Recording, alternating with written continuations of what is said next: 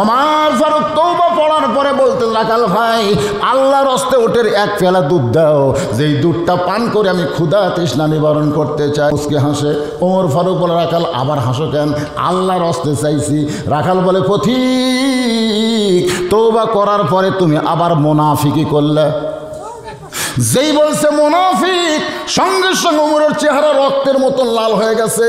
ওমর ফারুক রাগ করে বলে, রাখাল রে তোমার মুখে যা আসে তাই বলো, আমার মধ্যে মুনাফিকের কি দেখলে?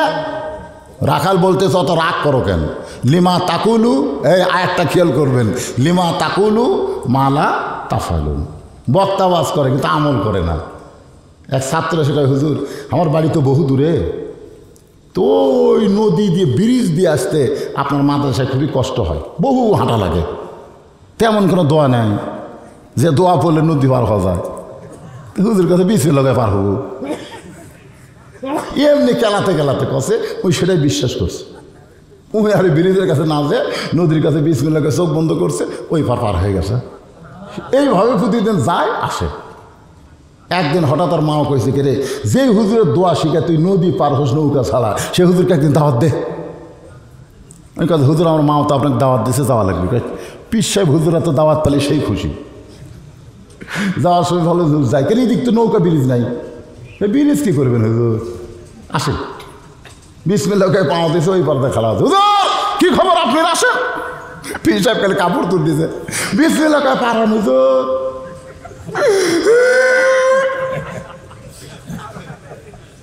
বাবা রে, আমি তোরে শুধু বলছি রে, কিন্তু আমি নিজের মধ্যে আমল নেই।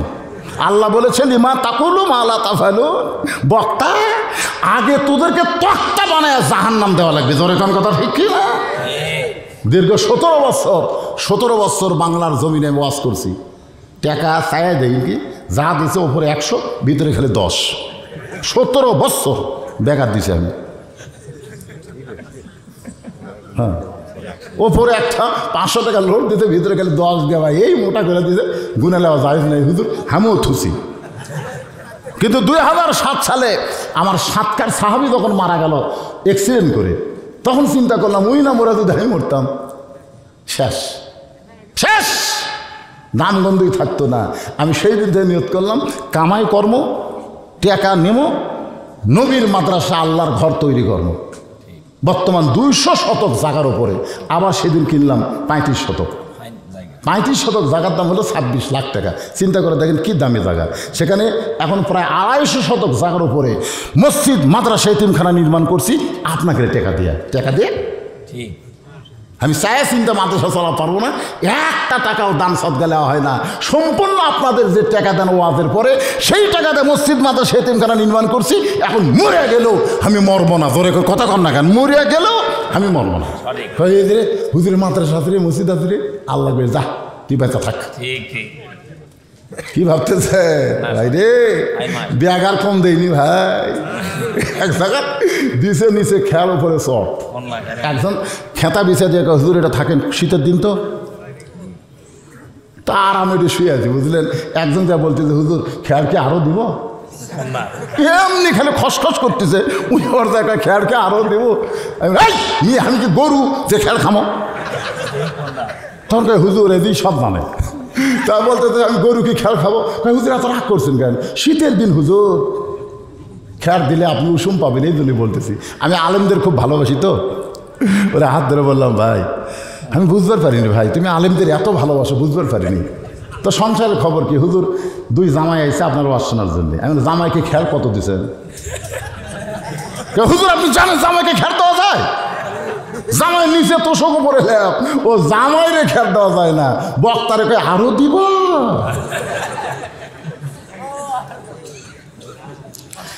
এইরকম অবস্থায় ওয়াজ করেছি দীর্ঘ 17 বছর।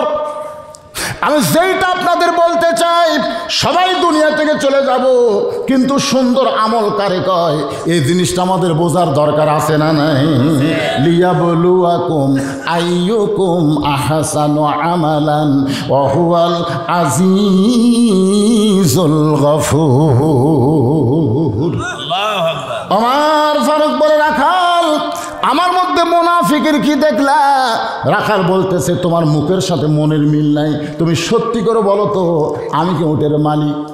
আমি যদি উটের মালিক হইতাম তুমি আমাকে রাখাল বললা কেন? আর যখন আমাকে রাখাল বলেছো তখন তোমার মন বলতেছে আমি উটের মালিক না। আর আমি যদি উটের মালিক না হই, রাখালের কাছে কেউ যদি আল্লাহর হস্তেও চায়, রাখাল দিবার পারবে? দেওতার ফির সাহেব কি মালিক না রাখাল? দেওতার ফির সাহেব মালিক, বজলু শীত কি মালিক না রাখাল? হ্যাঁ, এই জন্যে আলপুরা দরবার শরীফে যিনি শুয়ে আছে উনি কি মালিক না রাখাল? কেউ যদি যায় বলে দাদা দাদা দাদা বড় বিপদে পড়ছি দাদা, সাথে সাথে ইয়া কানা বুধু ও ইয়া কানা স্টাইন বাতিল হয়ে যাবি। কে রে চাওয়া লাগবে কার কাছে? তুই হাত পাতেছো কার কাছে? কেবল টেস্ট থেকে নামছি পাবনা, ইতিমধ্যে একজন দৌড়ে এসে হুজুর 100 টাকা দিয়ে হুজুর দোয়া করেন, চকচকা টাকা, সেই সময় 100 পকেটের থেকে কি দোয়া? হুজুর আমার বইয়ের পেটে বাচ্চা হয়েছে, আল্লাহ যেন পুত্র দেয়। আমি তো আমার খবর জানি, পকেট থেকে 200 বার করে দিলাম। হুজুর আমি তো ঠিক আছে দোয়া, এই পাগলা আমি 3টা মেয়ের বাপরে, আমার দোয়াতে বেটাফেল হলে তাহলে আল্লাহ আগে আমাকে দিত। আমার বইয়ের পেটত যখন বেটাফেল হয়নি তখন তোর বইয়েরটা হবে না। তবে হুজুর তার আমার টাকা আমার দেন, আপনি ডাব নিলেন, আপনার ডাব নিলেন। ওরে যখন টাকা দিলাম মারছে দৌড়, পিছন দিক থেকে হাত ধরে বললাম কোথায় দৌড়াস? বলে সেই হুজুরের কাছে যাবো যার বেটা সওয়াল আছে। আমি কইলাম কোনো হুজুর না, কোনো পীর না, কোনো মাজার নয়, পাইতে যদি চাও ইমানকে ক্লিয়ার করো, কেবল মাত্র আল্লাহর কাছে চাও। ইয়াকা নাবুদু, একমাত্র চাইতে হবে কার কাছে? রাখাল বলে পথিক সত্যি যদি উটের দুধ চাও, এখান থেকে মালিকের বাড়ি হলো 10 মাইল দূরে। ওই মালিকের বাড়ি গিয়া বলো রাখাল, ও মালিক তোমার রাখাল উট আর দুম্বা চড়াই, তুমি যদি হুকুম দাও তাহলে রাখাল আল্লাহর হস্তে উটের 1 পেয়ালা দুধ দেবে। ওমর ফারুক বলে রাখাল ভাই অত দূর কষ্ট করে মালিকের বাড়ি যাওয়ার দরকার নাই, বরং তোমাকে 2টা টাকা দিলাম, এই 2টা টাকার বিনিময়ে তুমি উটের 1 পেয়ালা দুধ দাও। রাখাল চারদিকে তাকায়, উমরকে কি দেখো? রাখাল বলে পথিক তুমি কি জানো হযরত উমর আল্লাহর কোরআন দিয়ে রাষ্ট্র চালায়? তুমি কি জানো? উমরের গুপ্ত বাহিনী যদি দূর থেকে দেখ পারবাই তুমি আমার 2 টাকা ঘুষ দিছে, আর মালিক বাদ আমি তোমাকে উঠে 1 পেয়ালা দুধ দিলাম, তাহলে তোমাকেও ধরবে আমাকেও ধরবে। এই বয়সে কি তুমি ধরা পড়বার চাও? ওমর ফারুক রাখাল ভাই আসলেই তাই রে, উমরের গুপ্ত বাহিনীর কথা আর মনেই নাই রে। আমরা 2 জন পাহাড়ের গুহার মধ্যে যাই, তোরে গোপনে 2টা টাকা দিব, তুই গোপনে উঠে 1 পেলা দুধ দিবি। রাখাল চিল্লায় বলে তুমি ভণ্ড, তুমি ভণ্ড, তুমি ভণ্ড। ওমর ফারুক বলে আমার মধ্যে ভণ্ডামির কি দেখলাম?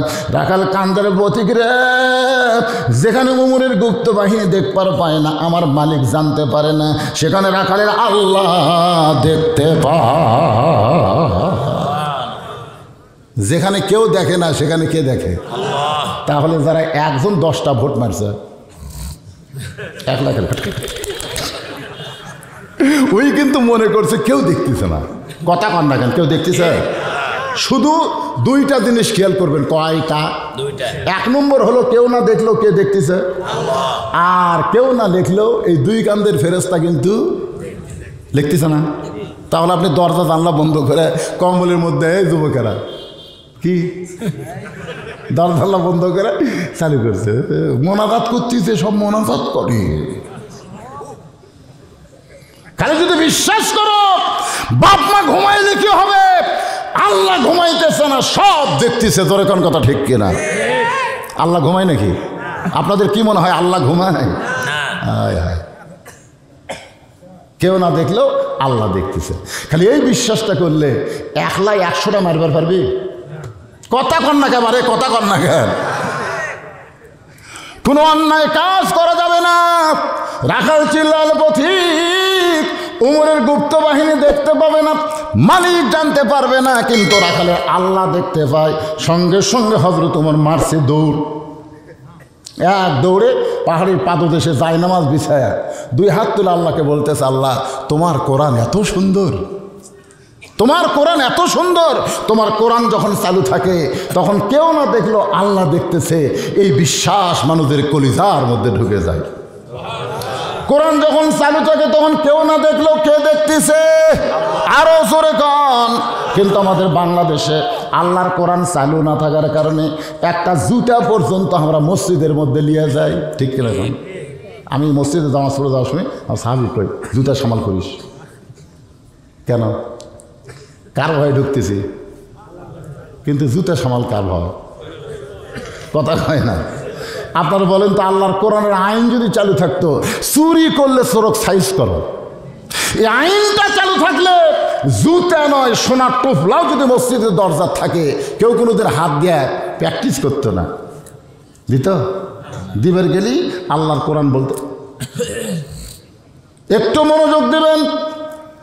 ওমর ফারুক যখন কাঁদতেছে, এমন সময় রাখাল পেছনে এসে বলতেছে, পথিক যতই কান্দ উটের দুধ আমি তোমাকে দিবার পারলাম না। ওমর ফারুক বলে, রাখাল ভাই, উটের দুধের কোনো দরকার নাই, বরং তোমার কাছে আমি জানতে চাই, তুমি না দেখে আল্লাহকে কলিজার মধ্যে জায়গা দিয়া আল্লাহর কোরআন অনুযায়ী চলতেছ, এর বিনিময়ে তোমার চাহিদা কি? একটা চাহিদা আছে না নাই? মনে করেন মামুনুল হক বর্তমানে জেলখানাত বন্দি আছে। কেউ জিজ্ঞেস করে, মামুনুল হক, তুমি যে জেলখানাত বন্দি আছো, তুমি তো চুরি করনি, ডাকাতি করনি, তাহলে হক কথা বলার কারণেই তুমি জেলখানাত।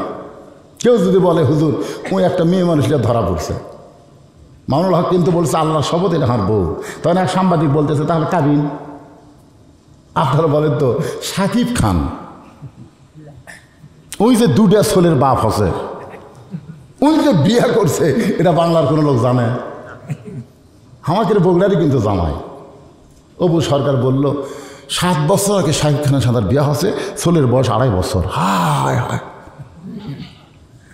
এরপরে আমার বুবলি এসে কইল, 3 বছর আগে আমার বিয়ে হচ্ছে, সাওয়ালের বয়স 1.5 বছর। কে রে? এই লুচ্চা এখন পর্যন্ত ধরা পড়েনি। জোরে কোন কথা কন না কেন? কথা কন। ধরা পড়ছে? তার মানে বোঝা গেল চাহিদা কি? না দেখা আল্লাহকে কলিজার মধ্যে জায়গা দিয়ে আল্লাহর কোরআন অনুযায়ী চলতেছ, কোরআনের হক কথা বলতেছ, মাঝে মধ্যে জেলখানার যাচ্ছ, মাঝে মধ্যে তোমাকে আমির হামদার মতন ছাড়া দেয়, আবার হক কথা বললে মাহফিল স্থগিত করে দেয়, এর বিনিময়ে তোমার চাহিদা কি? একটা চাহিদা আছে না নাই? যেরকম আছে না নাই? সঙ্গে সঙ্গে রাখাল বলে, পথিক আমার চাহিদার কথা যখন জানতে চাও তাহলে শোনো, আমার চাহিদা হলো রব্বানা, সকলে পড়েন, রব্বানা আতিনা ফিদ দুনিয়া হাসানাতাও ওয়া ফিল আখিরাতি হাসানা ওয়া কিনা আযাবান নার। ওমর ফারুক বলে, রাখাল আমি তোমার চাহিদার কথা জানতে চাইলাম, আর তুমি কোরআনের আয়াত শোনায় দিলে। রাখাল মুচকি মুচকি হাসে। ওমর ফারুক বলে, হাসার কারণ? বলে, তুমি এত মূর্খ, তুমি এত মূর্খ। ওমর ফারুক চমকে উঠছে। আপনারা বলেন তো, ওমর ফারুক কি মূর্খ? আল্লাহ রাসূল বলেছে, আমার পরে কেউ যদি নবী হতো, লাউ কানা ওমর। রাখাল বলতে, তুমি এত মূর্খ মিয়া, হ্যাঁ আয়াতে কি বললাম তুমি জানো না? এই আয়াতের মধ্যে আমার 2টা চাহিদা। কয়টা? 1 নম্বর চাহিদা হলো মহামানব, রব্বানা আতিনা ফিদ দুনিয়া হাসানা। দুনিয়ার সৌন্দর্য হলো মহামানব হযরত উমরকে আমি 1 নজর দেখতে চাই। এটা হলো আমার দুনিয়ার চাহিদা, যে উমর আল্লাহর আইন দিয়ে রাষ্ট্র চালায়, যে উমরের কারণে আজকে না দেখা আল্লাহকে আমি কলিজার মধ্যে জায়গা দিয়ে আল্লাহর কোরআন অনুযায়ী চলতেছি। সেই মহামানব হযরত উমরকে যদি একটা বার দেখতে পাইতাম, আমার দুনিয়ার চাহিদা আল্লাহ পুরা করত। এখন বলেন তো, ভালো নেতা দেখার চাহিদা করা দরকার আছে না নাই? দরকার আছে না? কি নেতা? আর দরকার কি নেতা? তাহলে সামনে ইলেকশন যত আসবে, ভালো নেতা দেখার চাহিদা করবেন। যেই নেতা খালি ভাষণ দিয়া মাহফিল থেকে যাবে না, ভাষণ না দিয়া ঘন্টার পর ঘন্টা মাহফিলে বসে থাকবে। দরকার ঠিক কিনা? আমার ভাইকে বললাম, ভাই যে কয়টা মাহফিল আমি আপনাকে দেখছি, আপনি তো একটা ওয়াজের শুরু থেকে শেষ পর্যন্ত থাকেন, এমনকি কতগুলো মাহফিলে যা আদায় হয় ওটা পর্যন্ত উনি লেখার লোক নাই। তা আজকে থাকবেন না কেন ভাই? তাকে না হুজুর আজকে থাকা পারবো না, আজকে চলে যাবো।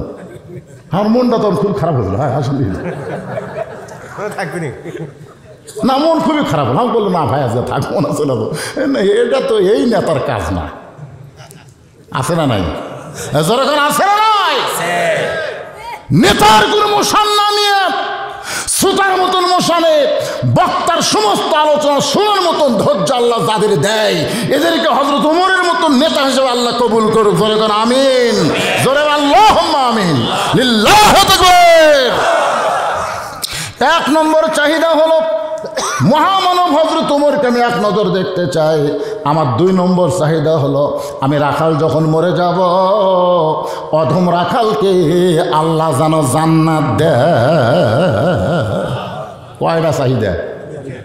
সঙ্গে সঙ্গে ওমর ফারুক রাখালে হাতটাই আমাদের তাকান, এই ধরে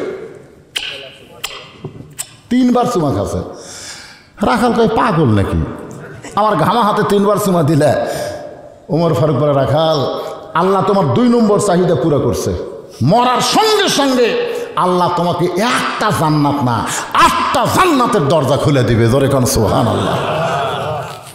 ইন্নাল্লাযীনা ক্বালু রব্বুনাল্লাহু সুম্মা ইসতাকামু তাতানাজ্জালু আলাইহিমুল মালাইকা আল্লা তাখাফু ওয়া লা তাহজানু ওয়া আবশিরু বিল জান্নাতিল্লাতী কুনতুম তুআদুন। রাখাল মুস্কি মুস্কি হাসে। ওমর ফারুক বলে, রাখাল মরার সঙ্গে সঙ্গে আল্লাহ তোমারে জান্নাত দেবে, এ কথা শোনার পরে সুবহানাল্লাহ না বলে মুস্কি মুস্কি হাসো কেন? তোমার মুখত কি সুবহানাল্লাহ নাই? রাখাল বলে, প্রতীক তুমি আমাকে পাগলা মনে করছো। মরার পরে জান্নাত দিবে এই বাকি কথা তুমি ভালোই কইলে, কিন্তু হযরত ওমরকে আমি এক নজর দেখতে পাবো, এই কথা বলতে তোমার কোন জায়গাত বাজে? মরে গেলে জান্নাত, টাকা দিল 10 বেশ তো ফসা ফস, এসব বক্তা আওয়াজ করে পারে। মরার পরে জান্নাত, এই বাকি কথা ভালোই কইলে, কিন্তু হযরত ওমরকে আমি এক নজর দেখতে পাবো, সেই নগদ কথা বলতে তোমার কোন জায়গাত বাজে? ওমর ফারুক চিন্তায় পড়ে গেল, আমি যে ওমর, এই কথা রাখালকে কেমনে বলবো? যে রাখাল আমাকে তওবা পড়াছে, জোরে কোন কি পড়াইছে? যে রাখাল আমাকে মুনাফিক কইছে, আমাকে ভণ্ড কইছে, এখন যদি বলে আমি ওমর, বলাও সারা, রাখাল হাত ফেল করে মরাও সারা। যদি খালি বলে আমি ওমর রে, যে কি করছে? তওবা পড়াছে, জোরে কোন কি করছে? মুনাফিক কইছে, ভণ্ড কইছে। ওমর ফারুক চিন্তায় পড়ে গেলেন, এখন আমি কি করব? এমন সময় আল্লাহর কোরআন বলতেছো, দুইলা সাবিলি রব্বিকা বিল হিকমাহ। ওমর তুমি তো ওমর, এটা ডাইরেক্ট না বলে এর নাম হলো হিকমত। টাঙ্গাইলে ওয়াজ করতে গেলাম, টাঙ্গাইল কালীগঞ্জ থানা, কালীহাতি থানা ওয়াজ করতেছি। আমি একসময় বললাম, মেয়ে মানুষেরও জোরে কোরআন তেলাওয়াত করাও জায়েজ নেই। মেয়েরা জোরে কথা বললে, পরপুরুষ শুনলে পর্দার খেলাপ হয়ে যায়। মানে এত মেয়েরা চিল্লাচিল্লি করতেছে, ওদেরকে থামানোর জন্য ওয়াজ করছি। আমি কি ভুল করছি? ঠিকই করছি। কিন্তু ইতিমধ্যে এক ছেলে পাইছে, এক মেয়ে বলছে, হুজুর মেয়েরা জোরে কথা বললে যদি পরপুরুষ শোনা না জায়েজ হয়, তাহলে প্রধানমন্ত্রী জাতির উদ্দেশ্যে যে ভাষণ দেয়, এটা শোনা কি? মানে এমন একটা প্রশ্ন করছে, মাননীয় প্রধানমন্ত্রী জাতির উদ্দেশ্যে যখন ভাষণ দেয়, এটা শোনা জায়েজ না হারাম? এখন যদি আমি বলি হারাম, আপনারা বলেন তো ভাই, ওই কালীহাতি থেকে আমি বগুড়া আসতে পারবো? যৌবনের ওই পারি আমার সাইজ করি, ধরে কর কথা ঠিক কিনা?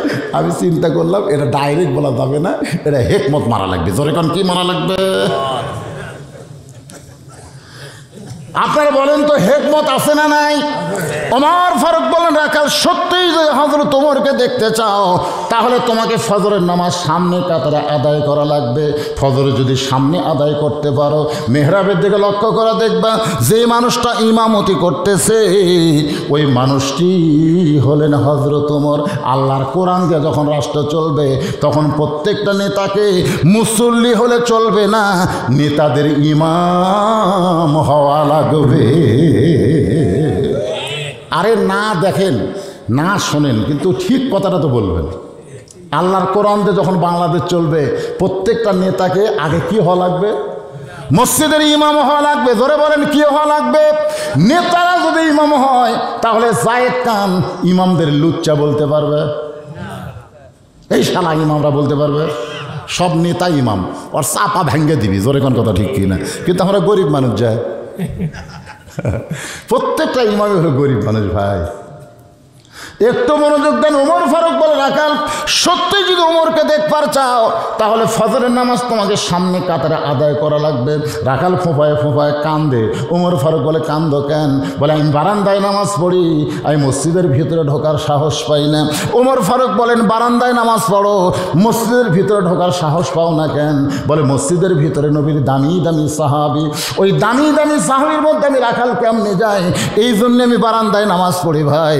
ওমর বলে, রাখাল তুমি কম দামি আর মসজিদের মধ্যে নামাজ পড়ে বেশি দামি, এই কথা তোমাকে বুঝাইলো কে?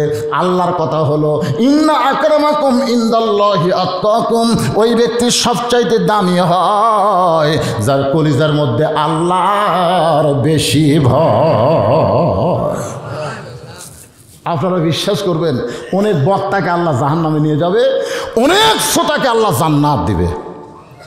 মনে করেন আমাকে আল্লাহ নিয়ে যাচ্ছে জাহান্নামে, জিব্বা সেই লম্বা করছে, মাছ ধরার বসি জিব্বার মধ্যে ঢুকে দিছে, আমার মাথার টুপি দাড়ি লাল, কালো জিব্বা পরে আমি আসি, হাঁকটাই নিয়ে টেনে জাহান্নামত নিয়ে যাচ্ছে, আর আপনারা জান্নাত যাচ্ছেন। যাওয়ার সময় বলতেছেন, হুজুর হুজুর আপনার ওয়াজ শুনে আমরা 5 ওয়াক্ত নামাজ ধরছি, আপনার ওয়াজ শুনে আমরা আল্লাহর হুকুম আমল করি, আল্লাহ আমাকে জান্নাত দিল, আর আপনি জাহান্নামত কেন?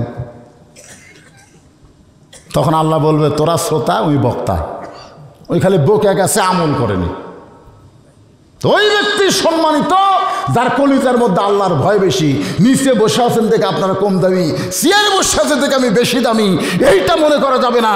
কে কম দামি বেশি দামি এটা প্রমাণ হবে তাকওয়ার ভিত্তিতে। জোরে কোন কথা ঠিক কিনা?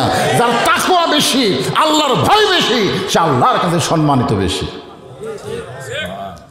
তুই বারান্দার নামাজ পড়িস, তুই কম দামি, আর মসজিদের মধ্যে নামাজ পড়ে এরা বেশি দামি। এই কথা তোমারে কে বুঝাইলো? রাখাল রে, উমরকে যদি দেখতে চাও তাহলে ফজরের নামাজ তোমাকে সামনে কাতারে আদায় করা লাগবে। রাখাল বলতেছে, আজকে ফজরের নামাজ সামনে কাতারে আদায় করতে গেলে এশার নামাজ পড়ে আর আমি বাড়ির যাচ্ছি না। মাইক হঠাৎ নষ্ট করলে গে? নষ্ট হয়ে গেছে তো, আমি বুঝতেছি না, যেটা আসলে সেটা দাও। একটা লোকও কমপ্লেন করেনি, মাইক ভালো চলতেছে না, ওই হাত দিলাম। খুঁজে দেখেন, ওই এশার নামাজ পড়েনি, খুঁজে দেখেন। হাসলে হবি কেবা? মনে কষ্ট নিয়েন না।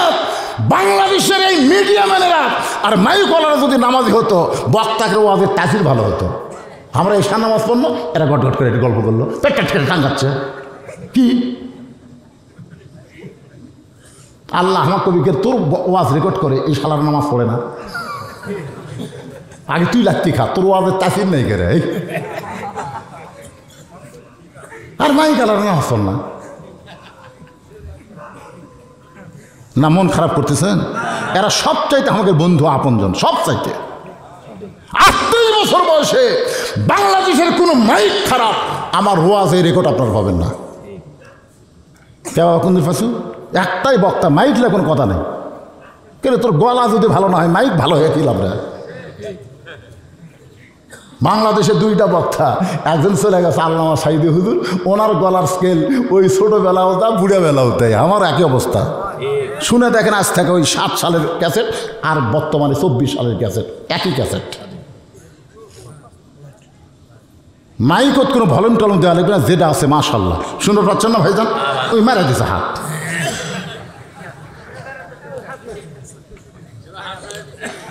একটু মনোযোগ দিয়ে কথাগুলো শুনবেন, তাহলে এশার নামাজ পড়ে আর আমি বাড়ির যাব না। ওমর ফারুক বলেন, রাখাল এশা পড়া বাড়ির যাব না কেন? বলে, এশা পড়া যদি বাড়ির যায় তাহলে ফজরের নামাজ সামনে কাতারে কেমনে আদায় করব? সামনে যদি নামাজ না পড়ে তাহলে ওমরকে তো দেখতে পারবো না। ওমর ফারুক বলেন, রাখাল রে, 5 ওয়াক্ত নামাজের ভিতরে 3 ওয়াক্ত তাড়াতাড়ি আর 2 ওয়াক্ত লম্বা। কারণ কি? এটা রজব মাস না? 5 ওয়াক্ত নামাজের মাস। আপনারা বলেন তো 3 ওয়াক্ত কি তাড়াতাড়ি না? আসর মাগরিব এশা তাড়াতাড়ি, আসর শেষ হতি কিছুক্ষণ পরে মগরিব, মগরিব শেষ না হতি কেবল 2-1 কাপ চা খাচ্ছে আর এশার আজান দিয়েছে। যদি 50 ওয়াক্ত নামাজ আমাকে নবী নিয়ে আসতো, এই 24 ঘন্টার মধ্যে 50 ওয়াক্ত, এমনি এই 3 ওয়াক্ত একটু তাড়াতাড়ি হয়ে তাই আমাদের বিরক্ত লাগে। তো কথা লাগে কে লাগে না?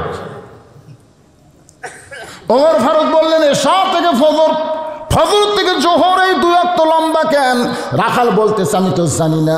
ওমর ফারুক বলে রাখাল রে, ফজর থেকে জোহর আল্লাহ লম্বা সময় দেওয়ার কারণ হলো মানুষ খেতে খামারে কাজকাম করবে, অফিস আদালত করবে, চাকরি বাকরি করবে,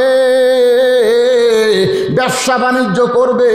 এইগুলা করতে গিয়ে দেহের যে ক্ষয় হবে, এশা থেকে ফজর লম্বা সময় দেওয়ার কারণ হলো ওই সময়ের মধ্যে ঘুম পারলে আল্লাহ সেই ক্ষয়টা পুরা করে দিবে। তাহলে এশার পরে তুমি যদি ফজর ধরবার চাও, তাহলে মাঝখানে তোমার ঘুম আছে, তুমি কোথায় ঘুমাবা? রাখাল বলতে ঘুম যদি ধরে ভাই, তাহলে মসজিদের মধ্যে ঘুমায় যাবো। যেই কষে মসজিদের মধ্যে ঘুমাবো, ওর হয়ে গেছে চেহারা রক্তের মতো লাল। এই রাখাল এই মসজিদের মধ্যে ঘুম পাড়ার দলিল দেয়। তুই যে মসজিদের মধ্যে ঘুম পাড়বো, মসজিদ থেকে ঘুম পাড়ার জায়গা? আরে সবাই জোহর নামাজ পড়ে চলে গেছে, ওরা 3 জন 4 ফ্যান দিয়ে গল্প করতেছে, 1-8 ঘন্টা হয় গল্প ছাড়ে না। ফেরেশতারা বলতেছে আল্লাহ সব মুসল্লি চলে গেল, এরা যে 3 জন 4 ফ্যান দিয়ে গল্প করতেছে, এর কি রেজাল্ট কি?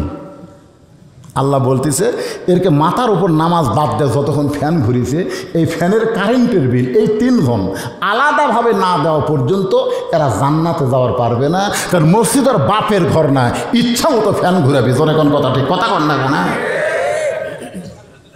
কি? এই জন্য আল্লাহ বলেছেন ফাইজা কুদিয়াতিস সালাহ ফান্তাশিরু ফিল আরদ। নামাজ হয়ে গেল আর মসজিদের মধ্যে কোনো গালগল করা যাবে না। আযান দেওয়ার আগে কোনো মুসল্লি আসা যাবে না। নামাজ শেষ হলে কোনো মুসল্লি মসজিদে থাকা যাবে না। আযান দেওয়ার আগে শুধু মুয়াজ্জিন সাহেব ঢুকবে, এক মুসল্লিও ঢুকতে পারবেন না। আযান মানে কি আপনি ডাকতেছে, ডাকার আগে আপনি আসলেন কেন? অতি ভক্তি। এদের কতগুলো রমজান মাসে সারা বছর নামাজ নেই, এই রোজার মাসে আসে একেবারে ফ্যানের তলে যায় নামাজ বিছাই। ফ্যান আছে ওইটি যায়। যারা পুরান মুসল্লি আসে দেখে সামনে কাতার জাগাই নেই, হায় হায় হঠাৎ নামাজি। কথা কন এরকম আছে না? কথা আপনার গেলে নাই? ওরে বাবারে, একটু মনোযোগ দিয়ে শুনবেন। ওমর ফারুক বললেন আযানের গুরুত্ব দিও। আসসালাতু খায়রুম মিনান নাওম। ফজরের নামাজের আজানের মধ্যে আছে না নাই? আজান শোনার পরে এইবার যে শীত যাচ্ছে, এই শীতের মধ্যে যেই যুবকের উপরে কম্বল আছে, ল্যাপ আছে, আজান শোনার সাথে সাথে ল্যাপ ফেলে দিয়ে, কম্বল ফানে দিয়ে ঠান্ডা পানি উজু করে যখন মসজিদের দিকে যায়, ফেরেশতা বলে আল্লাহ এই কঠিন শীতের মধ্যে তোমার যেই যুবক বান্দা মসজিদে ফজরের নামাজ জামাত পড়তে যায়, এই যুবকের রেজাল্ট কি? আল্লাহ বলে ফেরেশতা সাক্ষী থাকো, যদি বর্তমানে বদর যুদ্ধ থাকতো, বর্তমানে যারা ফজর নামাজ জামাত করতেছে এরা বদর যুদ্ধের সৈনিক হয়ে যেত। কেবলমাত্র মোনাফিকেরা, মোনাফিক জোরে কোন কি ফিক, মোনাফিকেরা ফজরের নামাজ জামাতে পড়তে পারে না। এখন আপনাকে মাটি হাজার খবর কিরে কেরে মুয়াজ্জিন সাহেব আছেন নাকি? আল্লাহর বান্দারা সবচাইতে 5 ওয়াক্ত নামাজের মধ্যে গুরুত্বপূর্ণ নামাজ হলো ফজরের নামাজ। ধরে বলেন কোন নামাজ? ফজরের নামাজ হলো গুরুত্ব। রাখাল এতদিন বারান্দায় নামাজ পড়তো, আজকে সামনে কাতারে নামাজ পড়বে। আজান শোনার সঙ্গে সঙ্গে মনে হয় ডায়াবেটিস হচ্ছে। জোরে কোন কি বেটিস? ডায়াবেটিসের লোকের আস্তে হাঁটে না জোরে হাঁটে? আস্তে হাঁটে, হাত লুড়ে লুড়ে এরকম হাঁটে না। ডাক্তার কাছে ভাই হাত লুড়ে। আল্লাহ কইছে ইযা নুদিয়া লিস-সালাত মিন ইয়াউমিল জুমআ ফাসাউ ইলা যিকরিল্লাহ। আযান দেওয়ার সঙ্গে সঙ্গে তোমাদের হাত নড়ে নড়ে তাড়াতাড়ি মসজিদে আসা লাগবে। হুকুম কার? জোরে বলেন হুকুম কার? এতদিন রাখাল নামাজ পড়ছে বারান্দায়, আজকে নামাজ পড়বে সামনে কাতারে। এখন মসজিদের মধ্যে রাখাল ঢুকতেছে। আপনারা বলেন তো মসজিদের মধ্যে ঢোকার নিয়ম আছে না নাই? কোন পায়ে? শুধু ডান পায়ে ঢুকলে হবে না, জবান খুলে একটা দোয়া পড়া লাগবে। আল্লাহুম্মা আফতাহ লি আবওয়াবা রাহমাতিক। এই দোয়াটা বলে রাখাল মসজিদের মধ্যে ঢুকতেছে। ভুলকে সামনে কাতারে যাবার চাই, ঢুকে কোন জায়গায় যাবে? প্রত্যেকটা সাহাবী নড়ে সরে এরকম নড়ে সরে রাখালকে যাওয়ার রাস্তা করে দেয়। রাখালকে আল্লাহ রে, এতদিন বারান্দার থেকে মনে করছিলাম ভিতরে দামি দামি, আজকে ভিতরে ঢুকে দেখতেছি আর আওজাহমতাই এটা কিন্তু ভিতরে না ঢুকলে বোঝা যাবে না।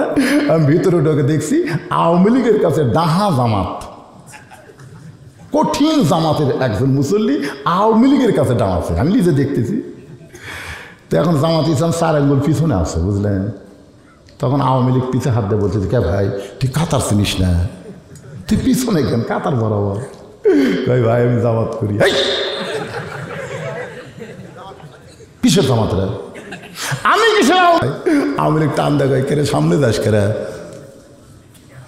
লাইন হয়ে দাঁড়া ফেরেশতা বলে আল্লাহ বাহিরে 14 দল 20 দল, কিন্তু তোমার ঘরের মধ্যে যখন ঢোকে তখন এরা এক দল।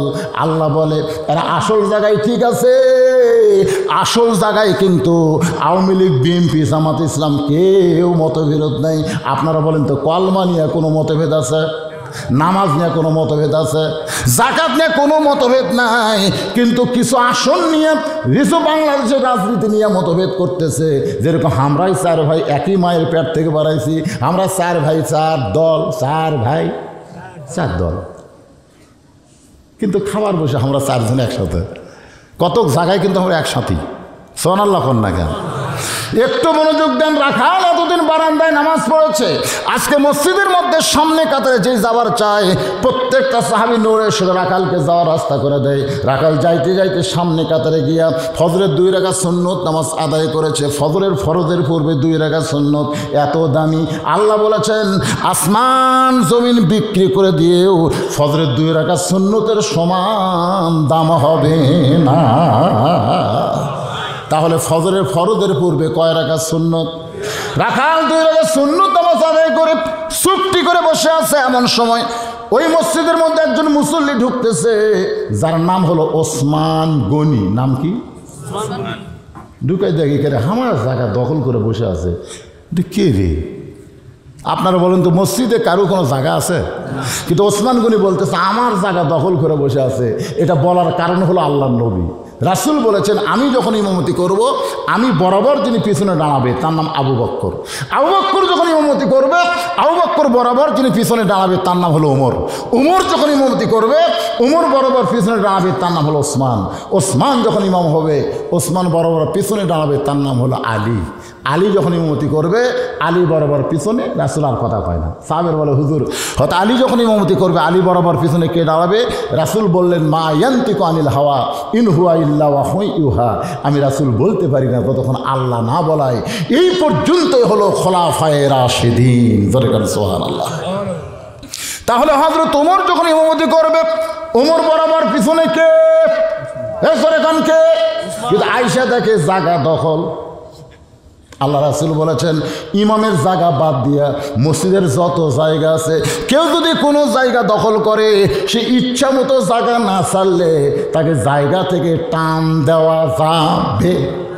মনে করে আমি বড় হুজুর, কিন্তু ঢুকতে করছে দেরি, সামনে কাতারে একজন ভ্যান আলাদা আছে। এখন যদি কেউ জায়গায় আমারে দেখায় দিয়া ভ্যান আলাদা টান দেওয়া হলো কবিরা গুনাহ। জোরে কান কি গুনাহ? তওবা ছাড়া আল্লাহ মাফ করবে না। তুই কিসের হুজুর? তুই আগে এসে পারিস না কেন? পরে একটু পরে খাড়া হয়। জোরে কথা কথা কয় ভ্যান আলা টান দেওয়া আমার খাড়া করে। এই পাগলারা, মসজিদের কোনো জায়গা কেউ যদি দাঁড়ায় শুধুমাত্র ইল্লা ইমাম, ইমামের জায়গা ছাড়া, ইমামের জায়গা কেউ দাঁড়াতে পারবে? ওই জায়গায় শুধু ইমামে দাঁড়াবে। এছাড়া যত জায়গা আছে যে আগে যাবে জায়গা মতো দাঁড়াবে। ওসমান গনি রাখালের পাশে গিয়ে দেখে সামান্য ফাঁকা জায়গা, ওই ফাঁকা জায়গার মধ্যে দাঁড়ায় ফজরের 2 রাকাত সুন্নত নামাজ আদায় করে। রাখালের দিকে 3 বার তাকাইছে। জোরে কোন কয়বার? তাকানোর কারণ হলো এই জায়গা আমারই, আর সে জায়গাতে মালটা বসে আছে কে? এই মনে করে কিতাবের মধ্যে আছে 3 বার তাকাছে। 3 বার রাখালের অবস্থা 3 রকম। প্রথম তাকাতে, দ্বিতীয়বার যে, তৃতীয়বার যেই তাকাছে, বারবার আমার দিকে কি দেখিস মিয়া? ওসমান গনি ভয়ে থরথর করে খাড়া হচ্ছে। রাসূল বলেছেন হায়াউন ওসমান। ওসমান হলো সবচাইতে সরম এবং নরম। ওসমান গনি দাঁড়িয়ে বলতে তো ভাইজান আমি পরপর 3 বার তোমার দিকে তাকাইছি, তুমি এত গরম হওয়ার কারণ কি? তোমার পরিচয়? বলে আমার পরিচয় হলো আমি একজন রাখাল। যে বলেছে আমার পরিচয় আমি একজন রাখাল, ওসমান গনি মুস্কি মুস্কি হাসতেছে। মুস্কি মুস্কি হাসার কারণ হলো যারা রাখাল হবে তাদের ভাষা নরম হলে চলবে না, রাখালের ভাষা সব সময় গরম হওয়া লাগবে। যারা রাখাল হবে তাদের ভাষা কি আরো জোরে। আল্লাহ রাসূল বলেছেন প্রত্যেকটা পুরুষ মানুষকে, প্রত্যেকটা অভিভাবককে রাখালের দায়িত্ব দিয়ে আল্লাহ দুনিয়াতে প্রেরণ করছে। প্রত্যেকটা অভিভাবককে আল্লাহ কিসের দায়িত্ব দিছে? রাখালের দায়িত্ব দিছে। হয়তো বলতে হুজুর আমার তো কোনো গরু ছাগল নাই, তাহলে আমি কার রাখালি করব? আপনি চোখ বন্ধ করে দেখেন, আপনার 45 বছরের একটা গাভী আছে। আপনি চোখ বন্ধ করে দেখেন, আপনার 22 বছরের একটা আড়িয়া আছে। আপনি চোখ বন্ধ করে দেখেন, আপনার 17 বছরের একটা বকন আছে। হয়তো বলতেছেন হুজুর আপনি কি ভুল বলতেছেন, 45 বছরের গাভী হলো আপনার বউ, আর 22 বছরের আড়িয়া হলো আপনার বেটা, আর 17 বছরের বকনা হলো আপনার মেয়ে। এই তিনটার উপরে আপনার রাখালি করার দায়িত্ব আছে না নাই? যেরকম আছে না না? আপনার আড়িয়ার উপর দায়িত্ব কি জানেন? 7 বছর থেকে নামাজের তালিম দেওয়া লাগবে, 10 বছর থেকে ওকে জোর করে নামাজ ধরান লাগবে। যেরকম কথা ঠিক কথা কন না কেন? তাহলে আপনার আড়িয়া সারাদিন যে ঘুরতেছে, 4G মোবাইল নিয়ে সারাদিন ঘুরতেছে, আপনি বাবা হিসাবে আপনার ছেলের উপর আপনার রাখালির দায়িত্ব আছে না? যেরকম আছে না নাই? আপনার বউ 45 বছরের গাভী, আপনি এশার নামাজ মসজিদে পড়লেন, নিয়ত করছেন বাড়ি যা দেখবো আমার বউ হয়তো যায় নামাজের উপরে দাঁড়ায় আছে, না হয়তো তসবিহ তেলাওয়াত করতেছে। ও বাবা, বাড়ির পাঁতে দেখেন আপনার ঘরের মধ্যে থেকে হরি হরি হরি হরি লো করে, আমার বাড়ির মধ্যে থেকে ঘর থেকে হরি হরি লোলো কি আসে দেখেন 45 বছরের গাভী স্টার জলসা জি বাংলা দেখতেছে। এখন স্টার জলসা জি বাংলা যদি আপনার গাভী বউ দেখে, তাহলে আপনার রাখালি করার দায়িত্ব আছে না নাই? যার স্টার জলসা জি বাংলা দেখতেছিস, ওই ভারত 400 বছরের পুরাতন বাবরি মসজিদ ভাঙ্গা ওই জায়গায় রাম মন্দির তৈরি করেছে। মুসলমান তাদের জীবনের চাইতো মসজিদকে বেশি ভালোবাসে। ধরে কোন কথা ঠিক কিনা? ভারতে কি জায়গা নাই? এরকম জায়গা আছে না নাই? তাহলে জায়গা থাকতে মসজিদ ভাঙ্গা ওই জায়গায় রাম মন্দির কেন বানালো? তুই আমার বউ হইয়া সে ভারতের স্টার জলসার মাধ্যমে পূজার নাটক দেখবি, আমার বউ হইয়া মারা লাগবে না, খালি 3-4 দিন এই ব্যায়াম করেন। ওই কবি তৌবা করতেছি জীবনে আর এই স্টার জলসা দেখবো না। কি কন রাখালি করার দায়িত্ব আছে? কথা কন না কেন? রাখালি করার দায়িত্ব আছে না? আপনি জানেন ভারত আমাকে কলজাত পা দিয়েছে জানেন? আল্লাহর ঘর বাবরি মসজিদ ভাঙ্গে সে জায়গায় রাম মন্দির বানালো। আমরা আজকের মাহফিলতে ঘোষণা করতে চাই, আমাদের ঘরে ইন্ডিয়ার কোনো চ্যানেল চলবে না। ধরে কোন কথা ঠিক কিনা? কারা এই পক্ষে একমত? 2 হাত তুলে আমার আল্লাহকে দেখান। লিল্লাহি তাকবীর। হাত নামান। আর এই বউ, এই বউগুলো কি করবেন? না হাত আলোক করা নয়। বউ কার? আপনার বউ। আপনি রাখালি করবেন। রাখালি করা মানে পিটা লয় রে, গরু আবাদের দিকে যাচ্ছে, খালি আপনি এই গরু, আরে এক ধাপ, গরু পিছন দিকে তাকে দেখি লাঠি ঘুরাচ্ছে, গরু মারা লাগলো না। আল্লাহ রাসূল রাখালি করছেন। 9 বছরের মেয়ে ফাতেমা হাতের মধ্যে চুরি দিয়ে মুচকি মুচকি হাসতেছে। আল্লাহ রাসূল ঘরে না ঢুকে ঘর থেকে বাইরে গেলেন। ফাতেমা চমকে গেল, যেই বাবা ঘরের মধ্যে ঢুকে আমাকে মা মা বলে আদর করে, সেই বাবা কেন ঘরের মধ্যে ঢুকলো না? বারান্দায় গিয়ে দেখে নবী কাঁদতেছে। ফাতেমা বলে, বাবা কি দুঃখ আপনার মনে, এমন করে আপনি কেন কাঁদতেছেন? রাসূল বলে, ফাতেমা যে দুনিয়াতে সাজবে মা, আল্লাহ তার আখিরাতের সাজ কমায়া দিবে। ফাতেমা তুমি নবীর মেয়ে বলে তুমি জান্নাতি, এইটা কখনো মনে করবা না। জান্নাতে যদি যাবার চাও তাহলে জান্নাতের আমল করে তোমাকে জান্নাতে যেতে হবে। সঙ্গে সঙ্গে ফাতেমা 9 বছরের হাতের 2টি চুড়ি খুলে ফাইলা দিস। নবী দৌড়ে গিয়ে চুরি 2টা কুড়ায় আমার পকেটে ঢুকালেন। ফাতেমা বলে, বাবা যেই চুরি হাতে দেওয়ার কারণে আপনি ঘরত গেলেন না, সেই চুরি ফেলে দিলাম, আপনি পকেটে ঢুকালেন। আল্লাহ রাসূল বলে, ফাতেমা আয় আমার কাছে আয়। নবী ফাতেমার কপালে চুমা দিয়ে বললেন, মা এই দুইটা চুড়ি আমি যত্ন করে রাখবো। ফাতেমা বললেন, কেন বাবা? চুরি বাইরে তোর নাকে একদিন নাক ফুল পরাই দেব, তোর কানে কানের দুল পরাবো, তোর গলার মালা পরাবো। ফাতেমা বলে, বাবা কবে? আল্লাহ রাসূল বললেন, যেদিন তোমার বিবাহ হবে। ও ফাতেমা, মেয়েরা কেবলমাত্র এক ব্যক্তির জন্য সাজতে পারবে, সেই ব্যক্তি হলো তার স্বামী। যেদিন তোমার স্বামী হবে তুমি যত খুশি সাজবে, স্বামীর মনে আনন্দ দিবে। ধরে কার সুবহানাল্লাহ। তাহলে আমার মেয়ে শুধু সাজবে কার জন্যে? কথা কয় না। তো এখনই সাজা গুজা হেল করে কিলকিল করে গোটা মাটি হাঁস ঘুরতেছে কার জন্যে?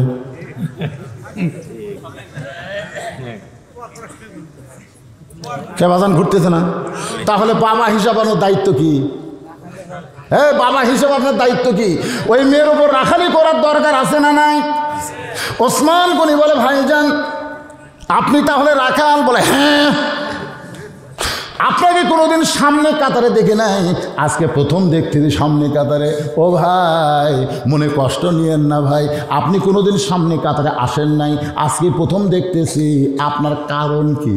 রাখাল বলতেছে, কারণ হলো দেখার জন্যে। কোনো কারণ নাই, একটাই কারণ, দেখা। বারান্দা থাকলে দেখা যায় না, এই জন্য সামনে কাতারে যাচ্ছি। দেখা হলেই চলে যাবো, আমার ঠেকা পড়ছে আগামীকাল থেকে দেখাতে আসবো তাই। কারণ বারান্দার নামাজ পড়ার মজা আলাদা ভাই। সালাম ফিরানোর সাথে সাথে বের হয়ে যাওয়া যায়, কিন্তু এই সামনে বসে সালাম ফিরালে বের হয়ে যাবি। সালাম ফিরে বের হয়ে চাই দেখি, এটা আমি যেরকম আমার এসব নামাজ অনেক আগে হয়ে গেছে, হাড় কাট করে দেখি সব একটা হয়ে বসে থাকলো, বুদ্ধি নেই। আর যারা বারান্দার নামাজ বসে আছে, বারান্দার নামাজ পড়ার মজাই আলাদা। এই জন্য অনেক মানুষ ইচ্ছা করেও সামনে কাতারে যায় না। কথা কোন ঠিক কিনা? আমি শুধু দেখার জন্য আইছি, দেখা হলেই চলে যাবো। ওসমান গনি ছোট বাচ্চার মতন বলতেছে, কয়েক বছর হলে সামনে কাতারে নামাজ পড়তেছি, আজও পর্যন্ত দেখা হইল না। আর তোমার আজকের দিনে দেখা হবে তার গ্যারান্টি কি? রাখাল বলে, আমার চোখের পাওয়ার আছে, এই কারণেই দেখতে পাবো, তুমি দেখতে পাও না কেন? ওসমান গনি বলে, ভাই শুধু দেখার জন্য সামনে কাতারে আজ পর্যন্ত দেখা মিলল না।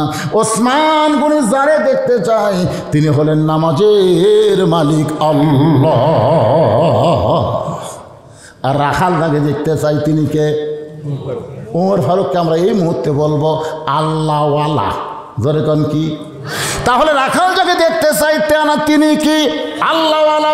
আর ওসমান যাকে দেখতে চাই তিনি হলেন আল্লাহ। আপনার বলেন তো, আল্লাহ আর আল্লাহওয়ালা, আল্লাহ আর আল্লাহওয়ালা, এর মধ্যে তফাৎ কি? তফাৎ নাই? আল্লাহওয়ালা আর আল্লাহ। একটু মনোযোগ দিয়ে শুনবেন।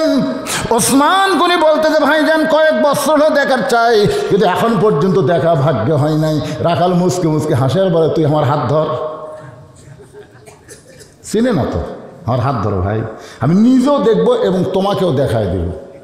সঙ্গে সঙ্গে ওসমান গনি হাত ধরে বলতেছে, ইয়া আইয়ুহাল্লাযীনা আমানু তাকুল্লাহা ওয়া কুনু মা'আস সাদিকিন। এই ইমানদারেরা, আল্লাহর ভয় যদি কলিজার মধ্যে রাখতে চাও, একজন সাদিকিন সত্যবাদী আল্লাহওয়ালার তোমরা সাথী হও, মুরিদ হও। এ কথা নাই, সাথী হওয়ার কথা আছে। তোর এখন কি? আমাকে একজন এসে বলতেছে, হুজুর আপনার কার্ড দেন, কার্ড। আমাকে বলতেছে, হুজুর কার্ড দেন, কেঁদু তোরা বল। তা আমি কইলাম আমার সাহাবীর কাছে আছে। আমি তো বলতে পারতাম আমার খাদেমের কাছে আছে। যখন খাদেম বলতাম তখন ওই লোকটা মনে কষ্ট পাইতো, হুজুর আমার খাদেম করলো পারে। কিন্তু বিশ্বাস করেন, আজ পর্যন্ত এই 38 বছর ওয়াজের মাধ্যমে আমার মাথাতকেও হাত দেওয়া পারছে, আমার পাঁওতকেও হাত দিবার পারছে, এমন বাপের বেটা এই বাংলাদেশত নেই। যে আমার মাথা টিপে দেওয়া লাগবে, পাঁও টিপে দেওয়া লাগবে, বুড়া আঙ্গুল টেনে দেওয়া লাগবে, চোখ টানা লাগবে, এইরকম করে বাপের বেটা বাংলাদেশে নাই। আমি খেদমত যদি লাগে বউক যা কই, টাকা 500 ধর, 1 ঘন্টা খেদমত কর। সব কিন্তু আমার ওয়াজে রেকর্ড হচ্ছে, হচ্ছে কি হচ্ছে না? টাকা 500 ধর, 1 ঘন্টা খেদমত কর। মরদ মানুষ দিয়ে মরদ মানুষ খেদমত দেওয়া হারাম। আনাস রাদিয়াল্লাহু বলেছে, আমি 10 বছর রাসূলের কাছে ছিলাম। কোনোদিন রাসূল কয় না, আনাস 1 বান্দা পানি এনে দে। কোনোদিন রাসূল কয়নি এইটা কেন করলে, এইটা কেন করলা না। আর আমরা কতগুলা হুজুর হুজুর ব্যাগ টানাই, এই জুতো ঠিক করে এই পানি গরমে কি বাংলাদেশের কেউ বলতে পারবে না বলছিত কারুর মাধ্যমে এরকম একটু সামান্যতম খেদমত করে লেছে সে মরদ। আমি না, যেদিন আমি পারবো না আমি ওয়াজের থেকে বসা যাবো। তোর এখন কথা ঠিক। আমি বলছি আমার সাহাবীর কাছে যাবো, সাহাবী সাথী খাদেম নয়। অকুনু সবাই বলেন অকুনু মা'আস সাদিকিন। ওসমানের চোখ দিয়ে দর দর করে পানি পড়তেছে। আল্লাহ নিজের যোগ্যতাই দেখতে পাইনি, আজকে আল্লাহ এই ব্যক্তিটা আমাকে দেখায় দিবে। সুবহানাল্লাহ কোন যে যেমন তার মনটাও তেমন। ওসমান গুনে রাখালে হাতটা ধরে বসে আছে। কিছুক্ষণ পরে যখন জামাতের সময় হয়ে গেছে, এমন সময় মুয়াজ্জিন সাহেব আকামত দেওয়া শুরু করছেন। যেই মাত্র আকামত দেওয়া শুরু করেছেন, আকামত শব্দের অর্থ হলো দাঁড়িয়ে যাওয়া। কত কামাতিস সালাহ, কত কামাতিস সালাহ, নামাজ দাঁড়িয়ে গেছে। আল্লাহু আকবার আল্লাহু আকবার করে যখন আকামত শুরু করেছে, রাখাল খালি বারবার মেহরাবের দিকে তাকায়। মেহরাবের মধ্যে হযরত ওমর, কিন্তু রাখাল বারবার তাকায়।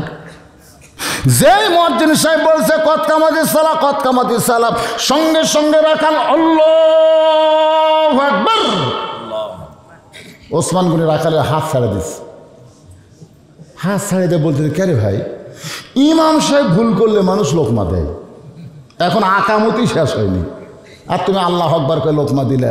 রাখালকে এই জন্য তো তুই কানা রে, এই জন্য তুই কানা, তুই দেখ পারিস দেখ পারছিস না, বল আমি কি জন্য লোকমা দিলাম, আমি লোকমা কেন দিলাম মিয়া তুমি জানো না। এই কথা যেই মাত্র রাখাল করেছে, সঙ্গে সঙ্গে দ্বিতীয় কাতার থেকে একজন সাহাবী দৌড়ে এসে রাখালে হাতটা ধরে হ্যাঁচকা টান দেয়, বলে এই পাগল, তোকে সামনে দেখেই আমার গন্ডগোল লাগছে, তুই যে মানুষটাকে কানা কানা বলতেছিস, তিরস্কার করতেছিস, এই মহান মানবকে তুই চিনিস? রাখাল চিল্লায় বলে, আমি বারান্দাত নামাজ পড়ি, আমি ভিতরে কাউরে চিনি না। সাহাবী চিল্লায় বলে, পাগল, যেই মানুষটাকে তুই কানা কানা বলতেছিস, ওই মানুষটি হলো আল্লাহর নবীর ডবল জামাই ওসমান গনি। আল্লাহ নবীর কি জামাই? জোরে কান কি জামাই? রাসূলের 4টা মেয়ে ছিল, 4টা মেয়ের 2টা মেয়েকে ওসমান গনি পর পর বিয়ে করেছে। প্রথম বিয়ে করেছিলেন রোকেয়াকে। রোকেয়া যখন হিজরত করার কারণে অসুস্থ হয়ে মারা যায়, তখন নবী ছিলেন মক্কায়। ওসমান গনি কয়েকদিন আগে আবিসিনিয়া থেকে মদিনায় চলে আসছে, ওই আবহাওয়া সহ্য করতে পারে নাই। রোকেয়া যখন মরে গেল, আল্লাহর নবী কিন্তু তখন ছিল মক্কায়। মদিনায় হিজরত করার পরে ওসমানকে দেখতে পায়, বারবার নবী খুঁজতেছে, বারবার নবী খুঁজতেছে। ওসমান গনি বলে, নবী গো, আপনি কি খোঁজেন? বলে, আমার কলিজার টুকরা রোকেয়া কোথায়, আমার কলিজার টুকরা রোকেয়া কোথায়? এখান থেকে বোঝা গেল নবী গায়েব জানে না যতক্ষণ আল্লাহ না জানা। সোনালা কর না কেন, নবী গায়েব জানে? তাহলে রোকেয়ারে কেন খুঁজতেছে? ওসমান গনি বলে, রাসূল আল্লাহ বেয়াদবি নেবেন না, আপনার কলিজার টুকরা রোকেয়া আজ কয়েকদিন আগে দুনিয়া থেকে বিদায় নিয়েছে, তাকে দাফন করে আপনার সামনে দাঁড়াইতে আমার বড় লজ্জা হয়।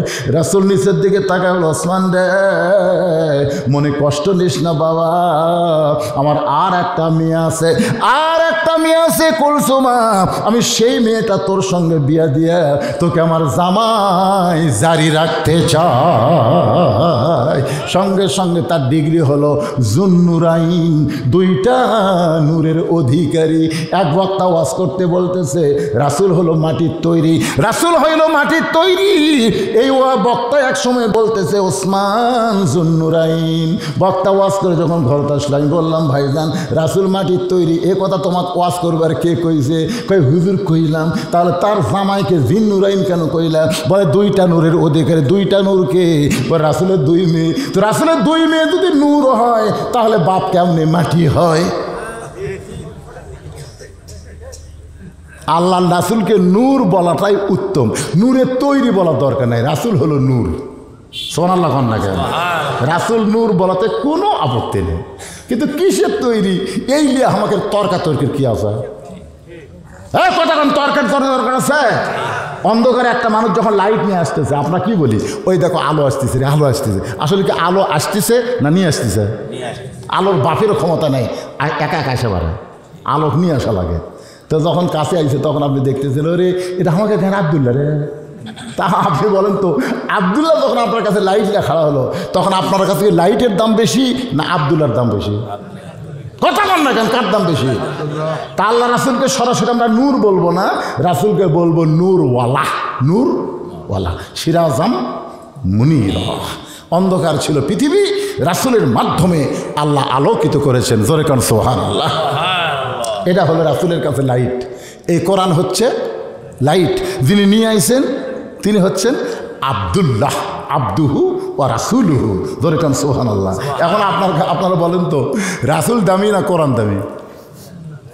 রাসূল দামি। কোরআন রাসূল দামি। রাসূল দামি 100 রাসূল দামি। রাসূল দামি। কোরআনের চাইতে রাসূল কোটি কোটি গুণ দামি। খালি 100 গুণ করে আপনি ভুল করছেন। হুজুর কাদ জাআকুম মিনাল্লাহি নূরুন ওয়া কিতাবুম মুবিন। জি। সূরা মায়েদার 15 নম্বরে। এটা কি সাংঘর্ষিক হলো না? কোনো সাংঘর্ষিক নেই। আসলে বুঝলে বুঝপাতা, না বুঝলে তেজপাতা। যদি ক্লিয়ার করতেন প্লিজ। আমি তো যেটাই বলতেছি রাসূল হচ্ছে নূরওয়ালা, কোরআন হচ্ছে নূর, রাসূল হচ্ছে বহনকারী। রাসূল নূর নিয়ে এসেছেন, সেই নূর হচ্ছে কি? কোরআন। মনে করেন লাইট, আল কোরআনের আলো সব জায়গায় যাবে, ঠিক কিনা বলেন? এখন ব্যাপারটা হচ্ছে আপনার কাছে লাইটের দাম বেশি না লাইটওয়ালার দাম বেশি? লাইটওয়ালার দাম বেশি হবে, কারণ উনি যদি লাইট না আনতেন তাহলে আপনি আলো পাতেন কোথায়? আর আল্লাহর পাহাড় পর্যন্ত কেউ এই কোরআন বহন করার সাহস পায়নি, রাসূলকে আল্লাহ সেই কোরআন বহন করার যোগ্যতা দান করেছে। জোরে কোন কথা ঠিক কিনা? সব কিছুর মালিক হচ্ছেন আল্লাহ।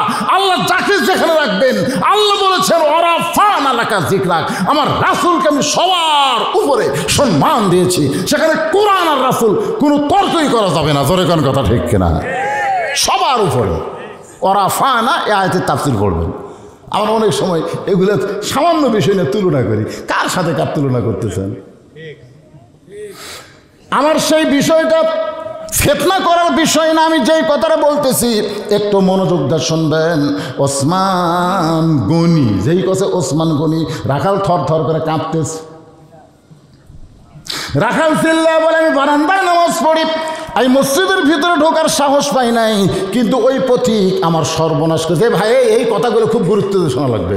রাখাল এভাবে আঙ্গুল দিয়ে ওমর ফারুককে দেখায় বলতেছে ওই পথিক আমার সর্বনাশ করছে, ওই পথিক আমারে কইছে ওমরকে যদি দেখবার চাও তাহলে ফজরের নামাজ সামনে কাতারে আদায় করো। শুধুমাত্র সারা জীবনের বাসনা একবার হযরত ওমরকে দেখতে চাই, আর ওমরকে দেখার জন্যে আজকে সামনে কাতারে দাঁড়াইছি ভাই, কিন্তু ওমরের জায়গায় যদি ওই পথিককে আমি দেখতে পাই তাহলে তোমরাই বলো লোকমা দেওয়া ছাড়া তো আমার উপায় নাই। আমি আল্লাহু আকবার লোকমা দিয়ে ওমরকে মেহরাব থেকে সরাই দিব, ফতিককে মেহরাব থেকে সরাই দিব। ওই জায়গায় হযরত ওমরকে আমি এক নজর দেখতে চাই। হাজার হাজার সাহাবীরা কাঁদতেছে। সমস্ত সাহাবীরা যখন কান্দে, রাখাল চিল্লায় বলে বারান্দায় নামাজ পড়া ভালো, এই ভিতরে কেন কান্দা কান্দি শুরু হয়ে গেল? ওসমান গনি বলে রাখাল ভাই, ভিতরে কান্দার কারণ হলো তুমি যারা পথিক পথিক বলতেছো তিনি হলেন হযরত ওমর।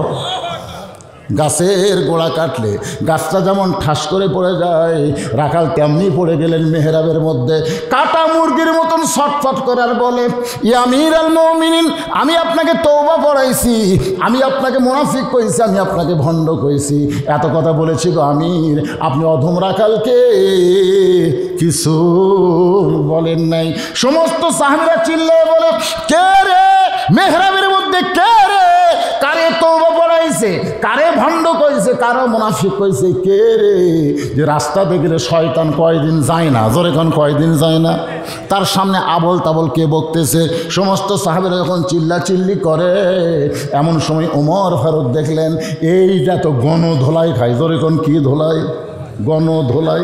সবাই যদি একটা করে চড় মারে রাখাল মাছটি কি বলতেছে? তওবা পড়াছি, মুনাফিক কছি, ভণ্ড কছি, কার সামনে শালা কি কয় লাগাও। এই কথা যেই সাহাবীরা বলতেছে, এমন সময় ওমর ফারুক সমস্ত সাহাবীকে থামানোর জন্য দেখলো এই জায়গায় সবচাইতে বড় পাওয়ার হলো আল্লাহর কোরআন। এই কোরআন ছাড়া কাউকে থামানো যাবে। সঙ্গে সঙ্গে কোরআন থেকে তেলাওয়াত করলেন, আতিউল্লাহ ওয়া আতিউর রাসূল ওয়া উলিল আমরি মিনকুম, আল্লাহর আনুগত্য করো, নবীর তরিকা মানো। উমর যদি তোমাদের আমির হয়, উমর কি তোমরা মানো? সমস্ত সাহাবী বলতেছে 1000 বার মানি। তো যদি মানো তাহলে চিল্লাচিল্লি করো কেন? আমারই তওবা পড়াইছে, আমারই মুনাফিক কইছে, আমারই ভণ্ড কইছে, আমার সামনে সেই কথাগুলো বলতেছে, তোমরা কি মনে করো তাকে এমনি এমনি ছেড়ে দেবো? তোমাকে কি ধারণা এক এমনি এমনি ছাড়বো? অবশ্যই বিচার হবে, অবশ্যই বিচার হবে। তবে এই বিচার আমার আইনে হবে না, এই বিচার হবে আল্লাহর আইনে। বাংলাদেশে যে বিচারগুলো হচ্ছে কার আইনে? কথা কয় না, হচ্ছে তো একটা আইন দেওয়া হচ্ছে না। সেই বিচারের সাইজ কীরকম? আমার ওয়াজই শুনছেন, 6 বছর আমের চাষ করে জ্যৈষ্ঠ মাসে দেখতে গেছে আম পাকছে কিনা, গাছের ডালে দেখে এক ছোট্ট বাচ্চা আম পাড়ে আর ব্যাগ ভরায়।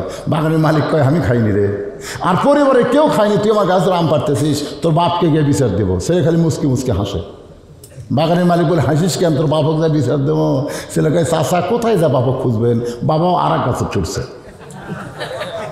বাগানের মালিক তাকায় দেখে ওর বাপ আম পাড়ে আর বস্তা ভরায়, গাছের নিচে বসে কান দেওয়ার কয় আল্লাহ বিচার দেবো কার কাছে? বেটাও চোর, বাপও চোর। আজকে আমাদের দেশের অবস্থা তাই, কার কাছে বিচার দিবেন ভাই? সব শালাই চুরি করা খায়, জোরে কথা কন না। তো আল্লাহর আইন কি এইরকম যে কোরআনের ওয়াজ শুনতেছেন, এই কোরআনের বিচারটা কেমন হবে? ওমর ফারুক বললেন এই মুহূর্তে হবে না, আকামত হয়ে গেছে। আকামত হয়ে গেলে কোনো কাজই চলবে না, একটাই মাত্র কাজ, তার নাম হলো নামাজ। যেরকম কথা ঠিক কিনা? ফজরের 2 রাকাত ফরজ নামাজের পর যে আমার তওবা পড়াইছে, মুনাফিক কইছে, ভণ্ড কইছে, এর বিচার হবে আল্লাহর কোরআন দিয়ে।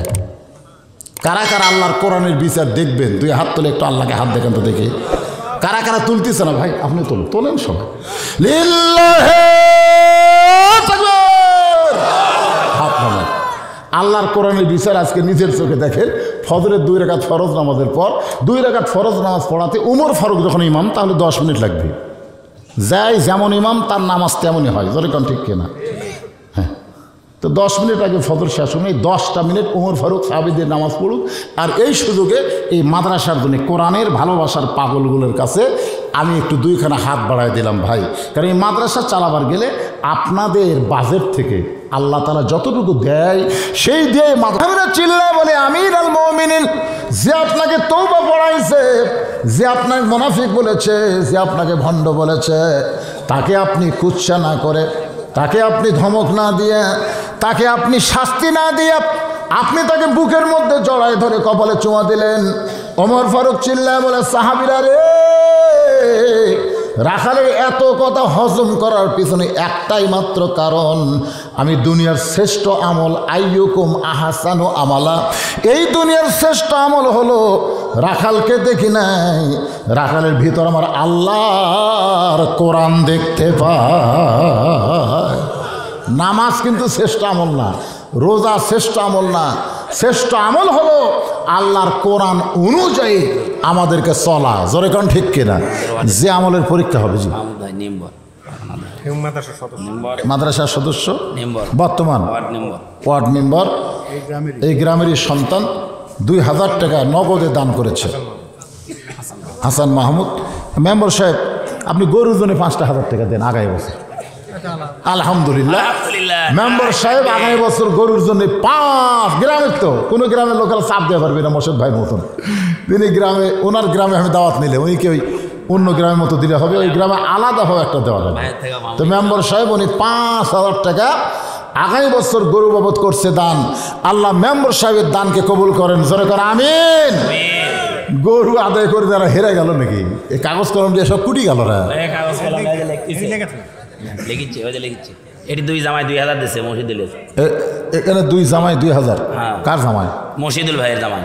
মসজিদুল? জি। আচ্ছা, জামাইরা সব ভালো দান করতে ইনশাল্লাহ গরু হয়ে যাবে। যারা এখনো দান করেননি আপনারা দান করবেন ইনশাল্লাহ। আল্লাহ পাক সকলকে কবুল করুক। জোরে কোন আমিন। আমাদের ফজরের নামাজ জামাতে আদায় করতে হবে। আমি এখানে কিন্তু এশার নামাজের আগে আইছি, এশার নামাজ ইমামতি করছি, ঠিক না? ইচ্ছা করলে আমাকে 9টায় দিবার পারতেন, ইচ্ছা করলে আমাকে 9:30টায় দিবার পারতেন, কিন্তু আপনারা ইচ্ছা করে আমাকে 10টায় দিলেন। আমি ইচ্ছা করে 12টা পর্যন্ত ওয়াজ করলাম, আমি ইচ্ছা করি এখন 1:45 বাজতেছে, আমাকে মোনাজাত করা লাগতেছে। এরপরে আপনাকে ইচ্ছা হলো তাবারক দেওয়া, জোরে কোন ঠিক কিনা? তা আল্লাহ পাক দীর্ঘ সময় আমাদেরকে আজকের জান্নাতের বাগানে কবুল করছেন। চেয়ারম্যান সাহেব বসে আছেন, সভাপতি সাহেব বসে আছেন, আমরা সবাই দোয়া করব। ইস্তেগফার পড়ে আস্তাগফিরুল্লাহ রব্বি মিন কুল্লি জামবি ওয়া তুবু ইলাইহি লা হাওলা ওয়ালা কুওয়াতা ইল্লা বিল্লাহিল আলিয়্যিল আযীম। মোনাজাতের পরে তাবারক দেওয়া হবে। তাবারক নেওয়ার সময় জায়গাতে এমনি যে ছোট, এটা আবার লাইন বাইন করা মেলা অনেক কষ্ট হবে। তারপর আপনার সুশৃঙ্খলভাবে তাবারক নেবেন, হইচই করবেন না, সবাই তাবারক নিয়ে যাবেন। বরকতের খাদ্য মনে করে যতটুকু দেয় ততটুকু নেবেন, বারবার নেওয়ার চেষ্টা করবেন না। আল্লাহুম্মা আমিন। আমার সাবেক চেয়ারম্যান শামসুল ভাই, উনি গরু বাবদ 1000 টাকা দান করবে, আল্লাহ কবুল করেন। আয় আল্লাহ তাআলা, সেই মাগরিবের নামাজের পর থেকে গভীর রাত পর্যন্ত তোমার পাগল বান্দা বান্দিরা আরামের বাড়ি ঘুমকে বাদ দিয়া কোরআন হাদিসের মহব্বত কলিজার মধ্যে নিয়া এই জান্নাতের বাগানে বসে বসে কোরআন হাদিস আলোচনা শোনার শেষে আমি গুনাহগারের সঙ্গে রহমতের দরজায় ফকির হয়ে দোকানে হাত তুলেছে। মেহেরবানি করে আজকের মাহফিল আমাদের সকলের হেদায়েতের জন্যে, নাজাতের জন্যে, জান্নাতের জন্যে কবুল করো। এই মাহফিলের শুরু থেকে শেষ পর্যন্ত যত আলোচনা হয়েছে আল্লাহ, এর মধ্যে যদি ত্রুটি হয়, ভুল হয়, মাফ করে দিও। এর যা হাদিয়া মঞ্জুর করো। সোনার মদিনায় নবী পাকের রওজা মুবারকে আল্লাহ কবুল করো। মদিনা কত সুন্দর নাম, মদিনা, মদিনার মানুষটা কত সুন্দর। ইমানের হালে কেউ যদি একবার চাঁদ মুখটা দেখতে পায়, আল্লাহ তার জন্য জাহান্নামের আগুন হারাম বানায় দেয়। কত স্বপ্ন দেখেছি জীবনে, এমন একটা স্বপ্ন আমাদের দেখার তৌফিক দিও আল্লাহ, যেই স্বপ্নে নবীজির সোনামুখ আমাদের নসিব হয়। আল্লাহ তামাম আম্বিয়ায়ে কেরাম, আসহাবে কেরাম, তাবিনী কেরাম, তাবিনী কেরাম, তামাম পৃথিবীর মাটির নিচে যত মুমিন মুমিনা শুয়ে আছে আল্লাহ, সকলের ওয়াফরে হাদিয়া কবুল করো। আল্লাহ আমরা যারা হাত তুলেছি, আমাদের জনম দুঃখনি মা যাদের কবরে গেছে, মা যে কত বড় নিয়ামত, যাদের মা নাই তারাই বুঝতেছে। 23 সালের 25 ডিসেম্বর আমার মা দুনিয়া থেকে বিদায় নিয়েছে। আল্লাহ গো, মা যতদিন ছিল কোনো কিছুর অভাব সন্তান বুঝতে পারে নাই।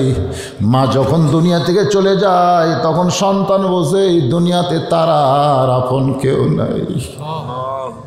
কি বলবো প্রসবের কথা, মা দিনে সেই ব্যথা কেউ তো বুঝিবে না। মাজন ঠেকিয়া সন্তানের দায়, অকালে মা মারা যায়, কেন সে মায়ের জন্যে দোয়া করবা না। আল্লাহ মেহেরবানি করে মায়ের কবরকে জান্নাতের টুকরা বানিয়ে দাও। বাবার বাড়ি ঘর সবই আছে, আমি সহ আমরা যারা বাবা হারাইতিম হয়ে গেছে, আল্লাহ মেহেরবানি করে বাবার কবরকে জান্নাতের টুকরা বানিয়ে দাও। আমাদের দাদা দাদি, নানা নানি, আত্মীয় স্বজন, শ্বশুর শাশুড়ি যাদের কবরে গেছে আল্লাহ কবরবাসীদের মাফ করে দাও। আল্লাহ এই মাটি হাস মাদ্রাসাকে কিয়ামত পর্যন্ত কবুল করো। এই মাদ্রাসার জায়গা জমি দিয়া 50 বছর আগে যারা দুনিয়া থেকে এখন চলে গেছে আল্লাহ, তাদের কবরকে মাদ্রাসা মসজিদের ওসিলায় জান্নাত বানায়া দাও। আল্লাহ আজকে এই মাদ্রাসায় নগদে বাকিতে যারা দান করলো, সকলের দানগুলোকে জান্নাতের বিনিময়ে কবুল করো। আল্লাহ গো, এই মাদ্রাসার 2 জন ছাত্রের মাথায় পাগড়ি পরানো হলো, হক্কানে হাফেজ আলিম কবুল করে নাও। মাদ্রাসার ম্যানেজিং কমিটির সভাপতি, মাদ্রাসার সহসভাপতি, মাদ্রাসার সেক্রেটারি, মাদ্রাসার ক্যাশিয়ার, মাদ্রাসার সদস্য, আল্লাহ সকলকেই তুমি কবুল করে নাও। আজকের মাহফিলের সম্মানিত সভাপতিকে আল্লাহ কবুল করো। আজকের মাহফিলের সম্মানিত প্রধান অতিথি চেয়ারম্যান সাহেবকে আল্লাহ তুমি কবুল করো।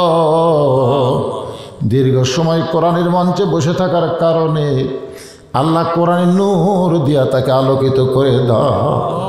আমার ভাইজানের উপর থেকে আসমানের বলা আসমানে নাও, জমিনের বলা জমিনে ডাবাই দিয়া সঠিক নেতৃত্ব দেওয়ার মতন তৌফিক দাও। শরীরটাকে সুস্থ রাখা, হায়াতে তাইয়্যিবা দান করে দাও। আল্লাহ গো, আমরা যারা হাত তুলেছি, কত মানুষের জানাজার নামাজ আমরা পড়েছি। এই 2 হাত দিয়ে কত কবরে মাটি দিয়েছি। একদিন আমরা সবাই মরে যাব। যেদিন আমাদের মৃত্যু হবে, দিনটা যেন জুমার দিন হয়, মাসটা যেন রমজান মাস হয়। ইমানের সাথে, ইজ্জতের সাথে এই দুনিয়া থেকে যেন বিদায় নিতে পারে। আল্লাহ তুমি কবুল করো। আমার মায়েরা বোনেরা পর্দার অন্তরে বসে শুনেছে, আবিদা সালিহা পর্দা নিশি কবুল করো। আমি অসুস্থ, আমার মতো যারা অসুস্থ হাত তুলেছে, আল্লাহ সুস্থতার নিয়ামত দান করে দাও। ফিলিস্তিনের মুসলমানকে আল্লাহ তুমি হেফাজত করো। যারা জীবন দিয়েছে তোমার বাইতুল মুকাদ্দাসের জন্য, আল্লাহ তাদের জীবন দেওয়াকে শহীদি হিসাবে কবুল করে নাও। এখনো যারা আহত অবস্থায় আছে, আল্লাহ তুমি তাদের শিফা দিয়ে দাও। আল্লাহ বাংলাদেশের প্রতি রহম করো, এই মাদ্রাসার প্রতি রহম করো। মাটিহাঁস গ্রামের উপরে আল্লাহ রহমত বরকতের দরজা খুলে দাও। যে জামাইগুলো গরুর জন্য টাকা দিয়েছে, গ্রামের লোক টাকা দিয়েছে, মেম্বার সাহেব টাকা দিয়েছে, আল্লাহ আগামী বছর ইসলাম সাহেবের গরুর জন্য তাদের নেক নিয়ত নিকাশে তুমি কবুল করে না। যখন আমরা দুনিয়া থেকে বিদায় নিব, আমাদের সকলের জবানে তুমি জারি করে দিও লা ইলাহা ইল্লাল্লাহু মুহাম্মাদুর রাসূলুল্লাহ সাল্লাল্লাহু আলাইহি সাল্লাম। আসসালামু আলাইকুম ওয়া রাহমাতুল্লাহ। ভাই, ভালো থাকবেন। অনেক সময় থাকে।